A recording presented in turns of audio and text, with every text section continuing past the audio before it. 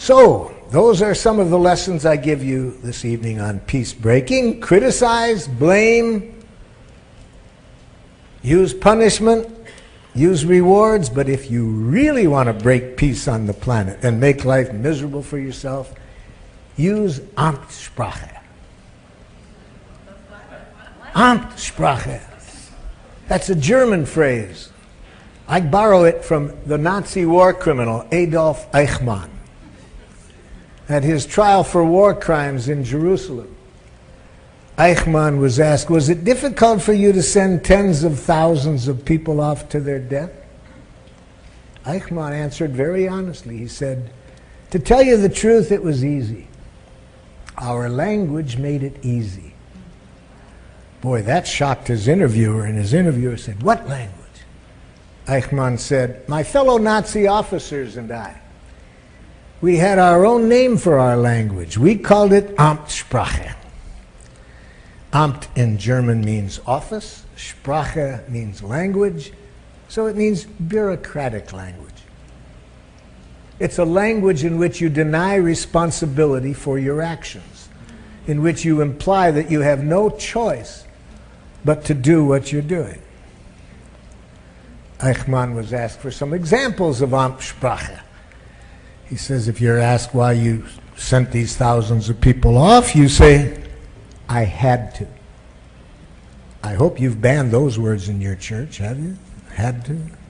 If you haven't, please do. What could be more violent than a language that implies that we have no choice? Should. There's another one. Ought, must, can't. Amtssprache. Why do you have to? Superior's orders, company policy. It's the law. Dangerous, dangerous, dangerous language. So if you like peace breaking, speak Amtssprache. Use a language in which you have you imply you have no choice. I was saying that in St. Louis, Missouri one time to a group of parents and teachers, and boy, did a mother get angry at me, as many people do around the world when I suggest that Amtssprache is a very dangerous language. And if you want to break peace, deny responsibility for your actions. And this mother got very upset with me. And she spoke some perfect Amtssprache to me. She said, but there are some things you have to do whether you like to do it or not. And it's our job as parents and teachers to teach our children that they have to do some things whether they like to do it or not. I said, could you give me an example of what's one of these things that you have no choice about? Oh, there's so many. Okay, I'll give you one right now. I hate to cook. I hate it with a passion. But I have cooked every day for 20 years, even when I've been sick as a dog. Because there just are some things you have to do. I told her I was very sad to hear that, and I really was. I'm sad to hear anybody do anything one time out of that kind of energy, let alone every day of their life. So I said I was hoping I could teach her some nonviolent communication, because I really believe that that would open up some happier possibilities. I'm pleased to announce she was a rapid student. She went home that very evening and announced to her family she no longer wanted to cook. I got some feedback from her family. The feedback took the form of two of her sons came to an evening workshop like this 2 weeks later. They came up ahead of time to talk to me and introduce themselves. And I said, hey, am I glad you guys came up. I'm so curious what's happening in your house. Your mother's been calling me about every other day, telling me about the major change she's made in her life since the workshop. And I'm always wondering what happens to a family when one family member comes home a little weird. Like, what was it like that first night when she came home and announced that she no longer wanted to cook? The oldest son, John, said to me, Marshall, I said to myself, thank God.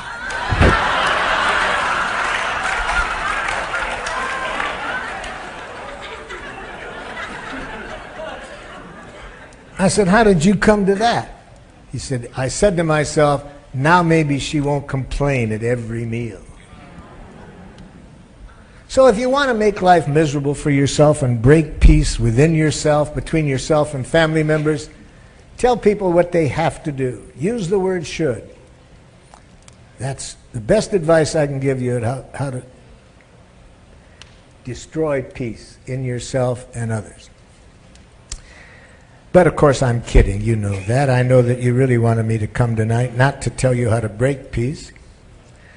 You wanted me to show you how to make peace, so let me get on to that. That's what nonviolent communication is. But nonviolent communication requires some technology, which I'm going to show you how to use this evening. If you want to make peace, this is the best technology I can suggest. Giraffe ears.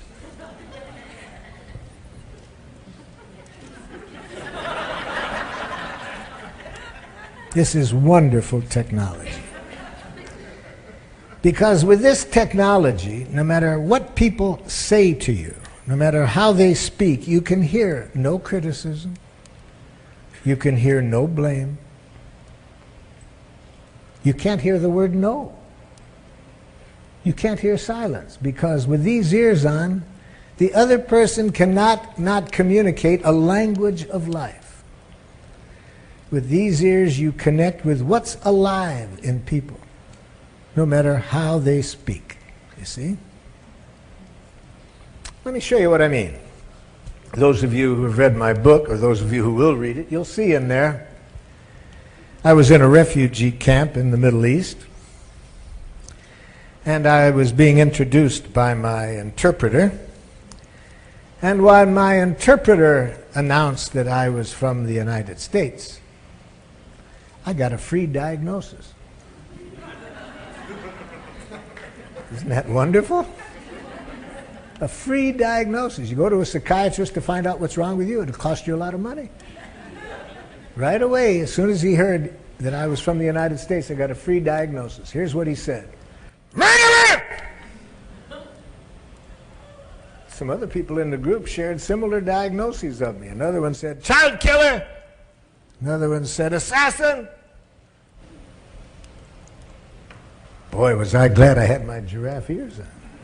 Was I glad I had my giraffe ears on? Because see, at the moment these ears go on, you can hear no criticism. You can hear no blame. What you do is you go directly for the truth. And this is all you can see. Isn't that wonderful technology? Isn't that wonderful? You see, with these ears on, all you can connect in is what's alive in people. Yes, we've been programmed for 8,000 years in this language of violence, in a language that teaches us to judge one another, right, wrong, good, bad, normal, abnormal, freedom fighter, terrorist, to turn people into objects, into things that justify punishment, reward. Yeah, we've been taught that for a long time, but with these ears we see the truth. That all criticism is a tragic expression of an unmet need, you see. We go into the heart, which is why I call it nonviolent communication, giraffe language. Because giraffes have the largest heart of any land animal. So what better symbol for a language of life, a language of the heart, than giraffe language, you see. So with giraffe ears, you can hear no criticism. You go here. You see what's in here. So when he said, murderer, what did I say back? I try to hear what he's feeling. What would you guess? What would you guess he's feeling? He's angry. See, some say hurt, angry. The technology on these ears is not such that we can always guess right. But even if we are sincerely trying to connect with feelings, even if we guess wrong, it demonstrates to this person we care what's alive in them. So I guessed furious. He just looked as angry as a person could be. And we always connect feelings in nonviolent communication with the cause of feelings. The cause of feelings is our needs. We never blame other people for our feelings. We never say, you make me angry, that makes me angry. We know that other people can't make us feel anything. We connect our feelings to our needs. We know that when we're feeling pleasureful feelings, our needs are being fulfilled. When we feel painful feelings, our needs are not being met. It was pretty clear his needs were not being met, so I tried to guess both what he was feeling and what he was needing. So I said, "Sir, are you feeling furious? Is your need for support not being met by my government?" "You're damn right. We don't have housing. We don't have sewers. Why are you sending your weapons?" So, sir, if I'm hearing what's going on in you, it's very painful when you have such basic needs as housing and sewage that aren't being met and you see the weapons being sent. "You're damn right. Do you know what it's like to live under these conditions?" So, sir, you're really wanting some understanding of how painful this is. See, isn't that wonderful technology?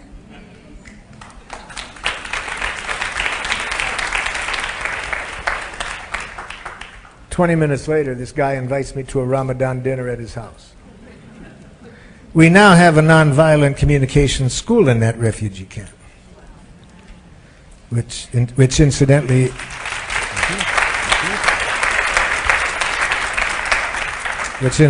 is labeled as one of the most extremist camps in the area.